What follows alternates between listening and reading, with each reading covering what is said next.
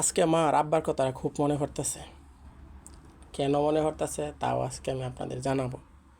আমার যখন খুব মন খারাপ থাকে তখন আমি সমুদ্রের পাড়ে গিয়ে বসে থাকি। আমার আব্বা যেদিন দুনিয়া থেকে শেষ নিঃশ্বাস ত্যাগ করব, মানে যেদিন দুনিয়া থেকে চলে যাইব, ঠিক তার আগের দিন রাত্রে আমি যখন বাড়িতে গেছি, আমার বলতেছে, বাজান, আমি যখন মরে যাবো গা, তো তুমি কারোর লগে কাইজা ঝগড়া করো না, তুমি তোমার মারে দেখা রাখো, সবার লগে মিলামিশা চললো। আমি আব্বার কইছি, আব্বা ঠিক আছে, আমি সবার লগে মিলামিশা চলাম, সবার লগে খুব ভালো ব্যবহার করাম, তুমি চিন্তা করো না। আমি মাথা আদায় দিতেছি আর কইতাছি যে আমিও তো তোমার লগে কত বেয়াদবি করছি, ভুলভ্রান্তি করছি, তুমি আমারে মাফ করে দিও। কইতাছে, তোরা তগর কোনো ভুল তো আঙ্গর কাছে ভুল না, তোরা ছোটো মানুষ, সব ভুলই আমরা মাফ করে দিছি। তখন এটা কইয়া কথাবার্তা কইয়া আমি গিয়া ঘুমাইয়া ফেললাম আমার রুমে। ঠিক সকালে 8:40-এর মতো সময়টা আমার আনুমানিক মনে নাই। আমার মার চিৎকারে ঘুম ভাঙলো। তো আমি আমার রুম থেকে দৌড়াদৌড়ি করে গেলাম, গিয়ে দেখলাম আব্বা প্রায় শেষ অবস্থায় আছে। আমি টান দা আমার হাতের উপরে নিলাম মাথাটা, তো ওইখানেই তিনি শেষ নিঃশ্বাস ত্যাগ করছেন। তো কেন আজকে আব্বার কথা মনে যাচ্ছে যে আমি যখন শুরু শুরু আসলাম তখন আমি ওই সময় খুবই শয়তান আসছিলাম, খুবই শয়তান, মানে এত দুষ্টু আসছিলাম, মানে আপনাদের বোঝানোর মতন আমি যে কইতাছি এটা হয়তো আপনারা বুঝবেন না। যারা যারা ওই সময় আমরা দেখছেন তারা হয়তো জানবেন যদি ভিডিওটা দেখেন, তো আমি কী পরিমাণ দুষ্ট আসছিলাম।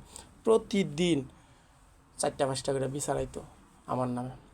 হ্যাঁ, বিচার দেওয়া শেষ করে যাইতে আরেকজনে বিচার লই আইতো, আরেকজনে বিচার লই আইতো, এরকম প্রতিদিন সবাই একটা না একটা 3-4টা বিচার তো নিয়ে আইতোই। তো রাগে খুবই আমার প্রতিদিন, আমি যখন দিনের বেলা যদি বাড়িতে নাও যাইতাম, রাত্রে যাওয়ার পরে আমারে ঘরের ভিতরে রশি দিয়া বাইন্দা রাখতো ফাল্লার লগে, তখন মারতো আমারে, রাতে খাওয়ান দিত না।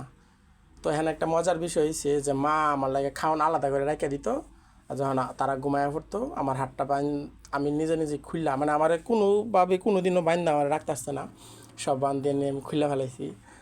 তো পান খুললা আমি খায়া শুয়ে রয়েছি আমার রুমে। এরকম অনেক দিন করছে, অনেক দিন আমার কোনোভাবেই তারা কন্ট্রোল করতে পারে না, আমি এত দুষ্ট আছিলাম। তো প্রতিদিন বিচার হয়তো বা রশি দিয়ে বাইন্দা রাখতো। আমার ওই সময় নানি বাড়িতে যাওয়ার খুব ইউক আছিল, আমি ছোটোবেলায় অনেক নানি বাড়িতে যাইতাম। তো নানি বাড়িতে গিয়েও আমার একই ইয়া, যে মামাতো ভাই যারা আছে তাগর সেগুলোর লাগে মারামারি, বা অন্য যারা আছে সেগুলোর লাগে মারামারি, এরকম সবার লাগে মারামারি করতাম। তো হ্যাঁ, মামাতো বই নাই, মামানিরা কইতো যে হ্যার মতো দুষ্টু আর বাংলাদেশে একটাও নাই, বড় হইলো এরকমই থাকবো, শয়তান থাকবো। তো আমি হ্যাগরডে কইতে চাই যে আজকে আমি খুব বালিয়ে গেছি, খুব, আমার কাছে আমি হচ্ছে আজকে পৃথিবীর সবচেয়ে শ্রেষ্ঠ ভালো মানুষ। তো আপনাদেরকে বলতে চাই, যারা আমার দর্শক আমার ভিডিওটা শুনতেছেন এবং দেখবেন, তো কইতেছি যে আপনারা টেনশন করেন না, যে আপনাদের সন্তানরা যদি ছোটোবেলায় খুবই শয়তান থাকে, দুষ্ট থাকে, তো আপনারা টেনশন করেন না, কারণ তার একমাত্র জ্বলন্ত উদাহরণ হচ্ছে আমি নিজে। আমার মতো দুষ্ট আমার এলাকাতে কেউ ছিল না। তো আজকে আমি একদম লাঠির মতো সোজা হয়ে গেছি, ভালো হয়ে গেছি অনেক, যা আপনাদেরকে বলে বোঝাতে পারবো না। তো আমি এলাকাতে সবচেয়ে বেশি 2টা মানুষের লাগে মারামারি করছি, এটা কমু আজকে, একবার নামও কমু। আমি জানি না হ্যাঁ মাইন্ড করবো কি না, হ্যাঁ যদি মাইন্ড করে তাইলে আমার কিছু করার নাই, আর যদি এটা লিয়ে একবার পুরোনো স্মৃতি মনে হয়ে যায় তাইলে অবশ্যই হেরা যাতে কমেন্টে জানা। তো আমার 2জন মানুষের লগে সবচেয়ে বেশি মারামারি হয়েছে, মানে সবচেয়ে বেশি। একটা হচ্ছে মাহিন আমার ভাতিজা, আর এটা হচ্ছে শাকিল, হ্যাঁ আমার ভাতিজা। মাহিনের বাড়িটা হচ্ছে একদম আমার উড়ানের লগে, আমরা এক উড়ান নই। আর শাকিলের বাড়িটা হচ্ছে আমার বাড়ি থেকে 2-3টা বাড়িতে। মানে এই 2জন মানুষের লগে আমার সবচেয়ে বেশি মারামারি হয়েছে। আবার আমি আর মাহিন একজুটে শাকিলের লগে মারামারি করছি, মানে এরকম অনেক রেকর্ড আছে, অনেক।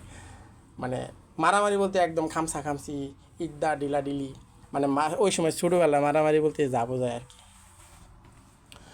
তো আজকে হ্যাগর কাছে কইতেছি যে যদি মনে এখনও কোনো দাগ থেকে থাকে তাহলে অবশ্যই মাফ করে দিস, আর যদি মনে করো যে এটা পুরনো স্মৃতি মনে করস তাহলে কমেন্ট করে জানাইস।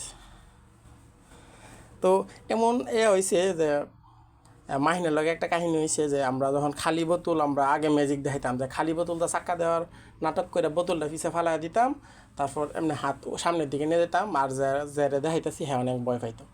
তো আমি একদিন মাহিনের লগে এরকম করতে গিয়া বোতল আর ফালাইতে মন নাই গিয়া আমার বোতল হাতেই রয়েছে, আমি বোতলটা ঢিল দিছি হ্যাঁ মাথা ফাইটা গেছে মানে একদম। তো আমি অনেক ভয় পাইছি, গিয়া লুকায় রয়েছি।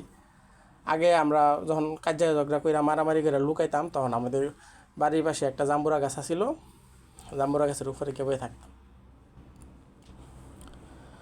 তো তো এই সময় আমার বাড়ির থেকে খুব মারতো, খুব ইয়া করতো। আবার আমার আব্বা আমার যে সময় ভালোবাসতো তখন পৃথিবীর সবচেয়ে বেশি ভালোবাসা আমারই দিত। আবার যখন শাসন করতো তখন সবচেয়ে বেশি শাসন করতো। মানে এরকম ছিল যে ভালোবাসার সময় ভালোবাসার সীমা নাই, আর যে সময় শাসন করতো তখন আমার বাপের চাইতে খারাপ কেউ নাই। তো আমি জানি না আমার বাপ আপনাদের কাছে কেমন ছিল, কিন্তু আমার কাছে ছিল পৃথিবীর শ্রেষ্ঠ বাবা। আর আমার মাও আমার কাছে পৃথিবীর শ্রেষ্ঠ মা। সকল সন্তানের কাছে তাদের বাবা মা পৃথিবীর সবচেয়ে শ্রেষ্ঠ, আমার কাছেও ঠিক তাই, আমার কাছে ব্যতিক্রম না। তো আপনাদের কাছে আমার বাবার জন্য দোয়া চাই আর আমার মার জন্য দোয়া করবেন। আর একটা কথা বলতে চাই যে সমুদ্র আমার কেন প্রিয়। তো আমরা 4 বন্ধু, আমি, রিমন, রিজন আর সুহেল। সুহেল হয়েছে আমার ভাই, আর রিজন রিমন হারা দুজন হয়েছে আমার ভাতিজা। কিন্তু আমরা সমবয়সী, প্রায় 1-2 বছর বা 6-8 মাসের মতো ডিফারেন্স আছে আমাদের 4 জনের মধ্যে। তো আমরা একদিন চিন্তা করতেছি যে ঘুরতে যাবো। তো আমি হ্যাঁ কইছে কই যাবি, আমি কইছি আটুকের দিকে যাই ঘুরতে। রিমনে হঠাৎ করে কইতেছে, রিমন হচ্ছে আমাদের 3 জনের সবার ছোটো, রিমনে কইতেছে আজ এই কক্সবাজার। আমি কই কক্সবাজার গেলে তো টাকা লাগবে অনেকগুলা। ও 500 টাকা হইলে কক্সবাজার থেকে ঘুরে এখন যাব। তো আমরা তো মনে করছি যে সত্যি মানে 500 টাকা হইলে কক্সবাজার থেকে ঘুরে এখন যাব। ট্রেনে গেলে কোনো ভাড়াই লাগতো না, আমরা ছোটো মানুষ। তো আমরা তখন টাকা জোগাড় করবো কেমনে, আমরা খড়ি টড়ি ভাঙতাম গাছের থেকে, ভাঙ্গা কিছু টাকা জোগাড় করছি আর অনেক টাকা শর্ট। তো আমি কি করলাম, আমার আব্বার জমি রেজিস্ট্রি করার টাকা থেকে 3000 টাকা নিলাম। সুহেলও এরকমই করছে, রিজনও এরকমই করছে, রিমনও এরকমই করছে। মানে এরকমভাবে আমরা টাকাটা চুরি করে নিয়ে মানে বাড়িতে কিছু না জানায়া, মানে ব্যাগ ট্যাগ আগেই একজনের বাড়িতে নিয়ে থুয়ে আইতাম কাপড় চাপড় গোছায়া। তো আমরা একদিন হঠাৎ করে বাড়িতে গেলাম। তখন আমরা আমাদের যে রেল স্টেশন নরসিংদী রেল স্টেশনে গিয়া রাত্রে ট্রেনে উঠা টিকিট কাটা তারপর বাড়িতে ফোন করছি যে আমরা তো কক্সবাজার যাইতেছি। মানে ওই সময় স্মৃতিগুলো মানে এত উজ্জ্বল হয়ে রয়েছে, এটা সারা জীবন মনে থাকবো। যা তারপর আমরা কক্সবাজার পৌঁছাইলাম, কক্সবাজার থেকে ঘুরে আইলাম।